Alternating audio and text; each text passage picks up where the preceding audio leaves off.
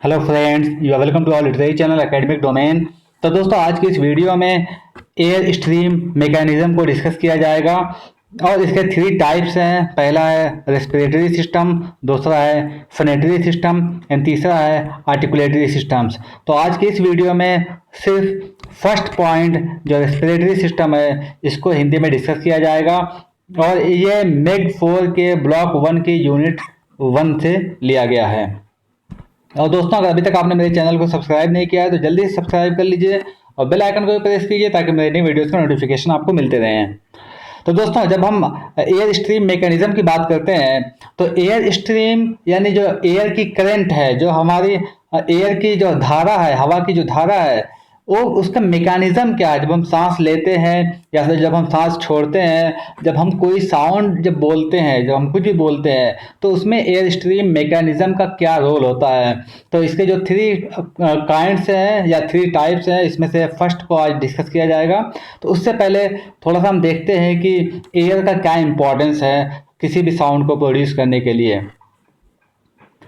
To produce any speech sound we need an air stream. तो अगर हम कोई भी साउंड को अगर प्रोड्यूस करते हैं तो हमें एयर स्ट्रीम की ज़रूरत है, यानी एयर की ज़रूरत है। बगैर एयर के हम कोई भी साउंड प्रोड्यूस नहीं कर सकते हैं। टू एक्सपेरिमेंट से अ प्रोलॉन्ग्ड तो अगर आप इसको जानना चाहते हैं कि क्या ये हवा की ज़रूरत है या नहीं किसी भी साउंड को प्रोड्यूस करने के लिए, तो इसके लिए आप जो है लॉन्ग प्रोलॉन्ग्ड आप बोलिए और उसके फिर अपने जो है मुंह पर आप अपनी हथेली को, पाम को रखिए। तो जब आप इसको रखेंगे तो आपको गर्म हवा फील होगी, वार्म एयर आप फील करेंगे अपनी पाम पर, अपनी हथेली पर।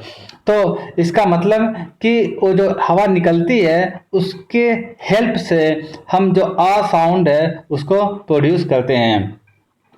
और फिर आप जो है फिर एक बार बोलिए, फिर एक बार आप बा बोलिए। तो जब आप और बा जब आप लगातार जो है अल्टरनेटिवली जब आप बोलेंगे तो आपको लगेगा कि जब आप बोलते हैं तो हवा जो है डायरेक्ट बगैर किसी ऑब्स्टेकल के आपके हाथों को लगती है या आउटर एटमॉस्फेयर में आती है। मगर जब आप बा बोलते हैं तो पहले हमारे दोनों लिप्स मिल जाते हैं और हवा जो है हमारे मुंह में क्लोज हो जाती है, फिर सडनली हमारे लिप्स ओपन होते हैं और हवा जो है सडनली बाहर आती है, तो हम बा बोलते हैं। तो इसका मतलब ये है कि जो हम भी एयर स्ट्रीम या जो भी एयर यूज होती है किसी भी साउंड को प्रोड्यूस करने के लिए, आर्टिकुलेट करने के लिए, वो एयर हमारे ऑर्गेन्स ऑफ स्पीच से मॉडिफाई होकर आती है। मॉडिफाई चाहे वो लिप्स हो, चाहे टंग हो, चाहे टीथ हो, चाहे जो भी हो, तो उससे मॉडिफाई होकर आती है। जब वो एयर मॉडिफाई होती है तो डिफरेंट काइंड के साउंड जो प्रोड्यूस किए जाते हैं, चाहे वो कॉन्सोनेंट साउंड हो चाहे वावल साउंड्स हो। इस तरह से जैसे बा क्या है, एक वावल कॉन्सोनेंट साउंड है। तो जब हम बा बोलते हैं तो पहले हवा हमारे मुंह में स्टॉप हो जाती है लिप्स क्लोज होने की वजह से, फिर सडनली एयर रिलीज होती है, यानी एक ऑब्स्टेकल एयर फ्लो में आया, यानी जो एयर का एक फ्लो है पहले वो उसमें एक ऑब्स्टेकल आता है, यानी लिप्स उसको जो है रोक देते हैं, फिर सडनली जो है वो बाहर आते हैं जब लिप्स खुलते हैं। इसका मतलब कि तब हम जो है कॉन्सोनेंट साउंड प्रोड्यूस करते हैं। तो इस कहने का मतलब यहाँ पे ये है कि किसी भी साउंड को या स्पीच साउंड को आर्टिकुलेट करने के लिए एयर स्ट्रीम बहुत ज़रूरी है। जब तक एयर नहीं होगी कोई भी साउंड हम प्रोड्यूस नहीं कर सकते हैं। तो ये एक बैकग्राउंड में था। अब हम रेस्पिरेटरी सिस्टम की बात करते हैं। तो रेस्पिरेटरी सिस्टम एक्चुअली होता क्या है। Respiration is the process of moving air in and out of the lungs. तो जब हम सांस लेते हैं, हवा हमारे अंदर जाती है लंग्स में, फिर जब हम सांस छोड़ते हैं तो हवा हमारे लंग्स से बाहर आती है आउटर एटमॉस्फेयर में। तो ये जो प्रोसेस होता है उसको रेस्पिरेटरी सिस्टम कहते हैं या रेस्पिरेशन कहते हैं। तो ये जो प्रोसेस है रेस्पिरेटरी सिस्टम, तो ये किस तरह से किसी भी साउंड को आर्टिकुलेट करने में हेल्प करता है, उसी को रेस्पिरेटरी सिस्टम कहते हैं। या हमारे कौन कौन से ऑर्गेन्स इसमें हेल्प करते हैं किसी भी साउंड को आर्टिकुलेट करने में। तो यहाँ पर देखते हैं। तो for the articulation of most speech sounds of most languages lung air is used. So कोई भी लैंग्वेज हो तो मोस्टली जितने भी स्पीच साउंड्स हैं, चाहे इंग्लिश के हों, चाहे उर्दू के हों, चाहे हिंदी के हों, चाहे अरबी, फारसी, संस्कृत किसी के भी हों, तो मोस्टली जो स्पीच साउंड्स हैं वो लंग एयर से ही प्रोड्यूस किए जाते हैं। और इसमें कौन कौन से चीज़ें इन्वॉल्व होती हैं, एक तो हमारे लंग्स होते हैं, फिर जो मसल्स ऑफ द चेस्ट, जो हमारे चेस्ट में जो मसल होते हैं वो, और फिर विंड पाइप जिसको ट्रेकिया भी कहते हैं। तो ये तीनों चीज़ें इन्वॉल्व होती हैं जो कोई भी साउंड जब हम दैट लंग एयर से प्रोड्यूस करते हैं। So it is through the trachea that the air that we breathe in passes through the throat into the lungs। तो ये जो ट्रेकिया है, जो विंड पाइप है, जब हम सांस लेते हैं तो विंड पाइप से होते हुए फिर हमारे गले, थ्रोट से होते हुए लंग में हवा जाती है और फिर वैसे ही वो बाहर आती है। तो फिर उसकी हेल्प से हम साउंड प्रोड्यूस करते हैं। तो रेस्पिरेटरी सिस्टम जो है इसमें टू टाइप के प्रोसेस होते हैं। पहला क्या होता है, रेस्पिरेशन में दो प्रोसेस होते हैं। पहला क्या होता है कि जब हम हवा को जब बाहर की हवा को जब हम अंदर लेते हैं, जब हम लंग्स में लेते हैं या जब हम सांस लेते हैं, उसको इंस्पिरेशन कहते हैं। और जब हम सांस छोड़ते हैं, जो हम सांस लिए होते हैं, जो हवा हमारे लंग में होती है, जब बाहर आती है, जब सांस छोड़ते हैं तो उसको एक्सपिरेशन कहते हैं। तो जैसा कि मैंने पहले कहा कि जो है it is the expiratory lung air. Expiratory lung air it mean that ये जो हवा जब हम सांस जब छोड़ते हैं, जब हवा बाहर आती है तो उसी को एक्सपिरेटरी लंग एयर बोलते हैं। तो उस एक्सपिरेटरी लंग एयर से ही बहुत सारे साउंड्स, मोस्टली साउंड्स इसी से आर्टिकुलेट किए जाते हैं, इसी से प्रोड्यूस किए जाते हैं। यानी जो मोस्टली स्पीच साउंड्स जो है वो एक्सपिरेटरी लंग एयर की हेल्प से ही प्रोड्यूस किए जाते हैं। और इसको जो है पल्मोनिक एयर स्ट्रीम भी कहते हैं, क्योंकि पल्मोनिक जो लंग से रिलेटेड होता है। तो जो लंग एयर होती है उसी को पल्मोनिक एयर भी कहते हैं। तो ये प्रोसेस है, इसको पल्मोनिक एयर स्ट्रीम भी कहा जाता है। तो यहाँ पे 3 मेन एयर स्ट्रीम मैकेनिज्म्स हैं। जब हम रेस्पिरेटरी सिस्टम की बात करते हैं तो उसके अंदर फिर 3 कैटेगरीज आती हैं और ये इनको हम जो है एयर स्ट्रीम मैकेनिज्म्स कहते हैं। तो पहला क्या है, पल्मोनिक एयर स्ट्रीम मैकेनिज्म, दूसरा क्या है, ग्लोटेलिक एयर स्ट्रीम मैकेनिज्म, और तीसरा व्हीलरिक एयर स्ट्रीम मैकेनिज्म। अब हम एक एक को देखेंगे। तो पल्मोनिक एयर स्ट्रीम मैकेनिज्म क्या होती है, तो जैसा कि इससे पहले हमने बताया पिछली स्लाइड्स में कि जो हमारी लंग एयर होती है, जिसकी हेल्प से जो हम साउंड को प्रोड्यूस करते हैं, आर्टिकुलेट करते हैं, उसको जो हमारी लंग एयर को हम पल्मोनिक एयर स्ट्रीम भी बोलते हैं। तो अब देखते हैं कि उसकी क्या मैकेनिज्म है, यानी किस तरह से वो काम करती है। तो it consist of 2 lungs and respiratory muscles. तो ये जो प्रोसेस है पल्मोनिक एयर स्ट्रीम मैकेनिज्म, इसमें इसको वर्क करने के लिए एक तो हमारे लंग्स चाहिए और दूसरे जो हमारे चेस्ट के मसल्स हैं वो दोनों वो चाहिए इसमें जो वर्क करने के लिए। और walls of the lungs act as the initiator. और जो हमारे जो लंग्स की जो वाल्व्स हैं, यानी जो हमारे लंग्स हैं, वो एक इनिशिएटर का काम करते हैं पल्मोनिक एयर स्ट्रीम मैकेनिज्म की हेल्प से किसी भी साउंड को आर्टिकुलेट करने के लिए, किसी भी साउंड को प्रोड्यूस करने के लिए। तो जब हम ये air stream mechanism which is use to push air out, यानी जो एयर हमारे लंग में है, जब हम उसको जब बाहर निकालते हैं, जब सांस को छोड़ते हैं, तो उसको एग्रेसिव कहा जाता है, यानी pulmonic aggressive air stream mechanism उसको कहा जाता है। और जब हम सांस लेते हैं और जब वो अंदर हमारे हवा जाती है, हमारे लंग में जाती है, तो उसको pulmonic ingressive air stream mechanism कहा जाता है। और हमारे जो मोस्ट ऑफ द साउंड्स हैं इंडियन लैंग्वेजेस में या इंग्लिश में, जो भी साउंड्स हैं वो pulmonic aggressive air stream mechanism की हेल्प से ही प्रोड्यूस किए जाते हैं। तो pulmonic aggressive air stream mechanism, जैसे कि मैंने पहले कहा है कि एग्रेसिव मीन्स जो है जो हवा बाहर आती है, जो हम एक्सेल करते हैं, जब सांस लेते हैं तो अंदर जाते हैं, मगर जब हम सांस छोड़ते हैं तो जब हवा हमारे लंग से, मुंह से होते हुए बाहर आती है, तो उसको pulmonic aggressive air stream mechanism कहते हैं। तो मोस्ट इंडियन लैंग्वेजेस में और इंग्लिश में जो है जितने भी साउंड्स हैं या जितने भी स्पीच साउंड हैं वो पल्मोनिक एग्रेसिव स्ट्रीम मैकेनिज्म की हेल्प से आर्टिकुलेट किए जाते हैं। मगर सिंधी लैंग्वेज में कुछ साउंड्स हैं जो pulmonic ingressive air stream mechanism की हेल्प से भी जो है आर्टिकुलेट किए जाते हैं।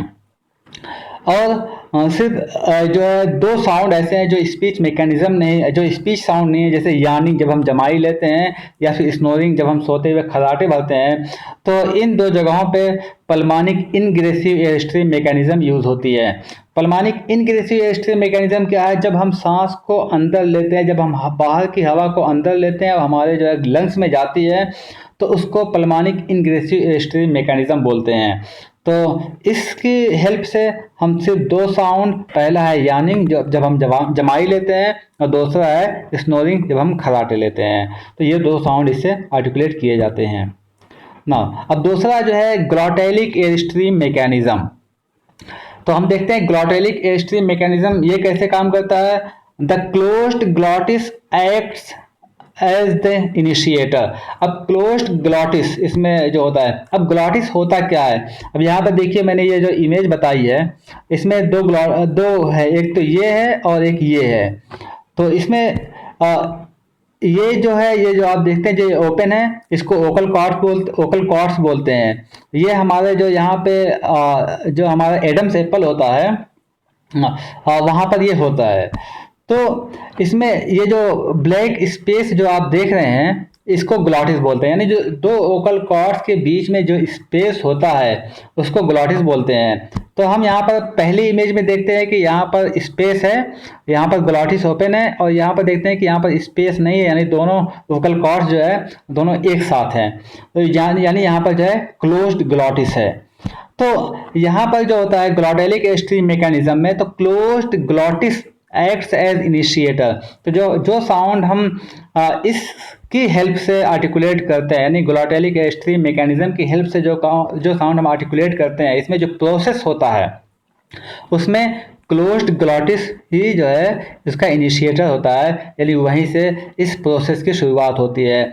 And the air in the pharynx is used. अब फेरिंग्स कहाँ? फेरिंग्स आप देखिए यहाँ पे जो है ये फेरिंग्स लिखा हुआ है। तो फेरिंग्स यानी ये हमारी जो है ये हमारा हेड है, तो ये हमारी बैक ऑफ द टंग है। ये जो है बैक ऑफ द टंग है, यहाँ पे जो स्पेस है उसको फेरिंग्स बोलते हैं। यानी जो हवा यहाँ पर है वो इसमें यूज की जाती है किसी भी साउंड को आर्टिकुलेट करने के लिए। और चूंकि इसमें फेरिंग्स की हवा को यूज़ किया जाता है, एयर को यूज़ किया जाता है, इसलिए इसको फेरेंजियल एयर स्ट्रीम मैकेनिज्म भी कहा जाता है। तो इसमें भी जैसे एग्रेसिव एंड इनग्रेसिव इसमें भी होते हैं, जैसे कि इससे पहले पल्मोनिक में थे। तो ये जो है बहुत सारी लैंग्वेजेस में यूज़ किए जाते हैं। जैसे ग्लॉटिक, जैसे बहुत aggressive and ingressive glottalic airstream mechanisms are used by some languages of the world to articulate the speech sound। तो वर्ल्ड की कुछ लैंग्वेजेस में ये एग्रेसिव और इंग्रेसिव दोनों एयरस्ट्रीम मैकेनिज्म यूज़ की जाती है साउंड को आर्टिकुलेट करने के लिए। And among Indian languages Sindhi has sounds articulated with the glottalic ingressive airstream mechanism. तो अगर हम इंडियन लैंग्वेजेस की बात करें, तो इसमें सिंधी लैंग्वेज में कुछ साउंड हैं जो ग्लॉटैलिक इनग्रेसिव एयरस्ट्रीम मैकेनिज्म की हेल्प से आर्टिकुलेट किए जाते हैं। तो इनग्रेसिव अगेन जब हवा जो है हमारे अंदर जाती है, जब हवा हमारे ग्लॉटिस में जाती है। और इस ग्लॉटेलिक इनग्रेसिव स्ट्रीम मैकेनिज्म को, या जो ये प्रोसेस होता है जो जैसे सिंधी लैंग्वेज में जो कुछ साउंड्स हैं जो इसकी हेल्प से आर्टिकुलेट किए जाते हैं, उनको इम्प्लॉजिव भी कहा जाता है। तो ये ग्लॉटेलिक स्ट्रीम मैकेनिज्म था ना। थर्ड वन जो है व्हीलरिक स्ट्रीम मैकेनिज्म। तो व्हीलर जो हमारा सॉफ्ट पैलेट होता है, हमारे हार्ड पैलेट के बाद उसको व्हीलर, सॉफ्ट पैलेट को व्हीलर भी बोलते हैं। तो उसमें हम देखते हैं क्या होता है, the back of the tongue is initiator. इसमें जो बैक ऑफ द टंग है, जैसे कि मैंने लास्ट स्लाइड में आपको दिखाया था, यहाँ पर देखिए ये जो टंग है हमारी, तो और इसमें टंग के जो है 4 पार्ट्स होते हैं। जब बिल्कुल सामने का पार्ट होता है उसको ब्रेड कहते हैं, उसके बाद जो होता है उसको फ्रंट कहते हैं, और उसके बाद जो होता है उसको रूट कहते हैं, बैक कहते हैं, और यहाँ लास्ट में जो होता है उसको रूट कहते हैं। तो बैक ऑफ द टंग यानी जो यहाँ पर जो यहाँ पे जो प्लेस है, ये बैक ऑफ द टंग है। तो इसमें जो है जब हम वेलेरिक एयर स्ट्रीम मैकेनिज्म की बात करते हैं तो इसमें back of the tongue is used as initiator, यानी इस प्रोसेस को स्टार्ट करने के लिए या इससे जो है साउंड को आर्टिकुलेट करने के लिए जो बैक ऑफ द टंग है वहाँ से शुरुआत होती है, वो इनिशिएटर का काम करता है। And air in the mouth is used, और इसमें जो है जो हवा हमारे मुंह में होती है उसी को यूज किया जाता है। जैसे कि इससे पहले था पल्मानी का स्ट्रीम मैकेनिज्म में, यानी जो हवा हमारे लंग में थी उसको यूज किया जाता था साउंड को आर्टिकुलेट करने के लिए। फिर ग्लॉटैलिक स्ट्रीम मैकेनिज्म, जो हवा हमारे यहाँ फेरिंग्स में थी उसको यूज किया जाता था। मगर जब आप वेलरिक स्ट्रीम मैकेनिज्म की बात करते हैं तो जो हवा हमारे मुंह में होती है, माउथ में होती है, उसको जो है यूज किया जाता है किसी भी साउंड को आर्टिकुलेट करने के लिए। So it is also referred as oral air stream mechanism, इसको ओरल एयर स्ट्रीम मैकेनिज्म भी कहते हैं। Sounds produced with the velaric ingressive mechanism exist in several African languages. तो अगेन यहाँ पे वेलरिक इंग्रेसिव मीन्स फिर वही बात है कि जब हम जो है हवा अंदर जाती है उसको इंग्रेसिव बोलते हैं। तो वेलरिक इंग्रेसिव मैकेनिज्म या एयर स्ट्रीम मैकेनिज्म की हेल्प से कुछ अफ्रीकन लैंग्वेजेस में कुछ ऐसे साउंड है जिनको प्रोड्यूस किया जाता है।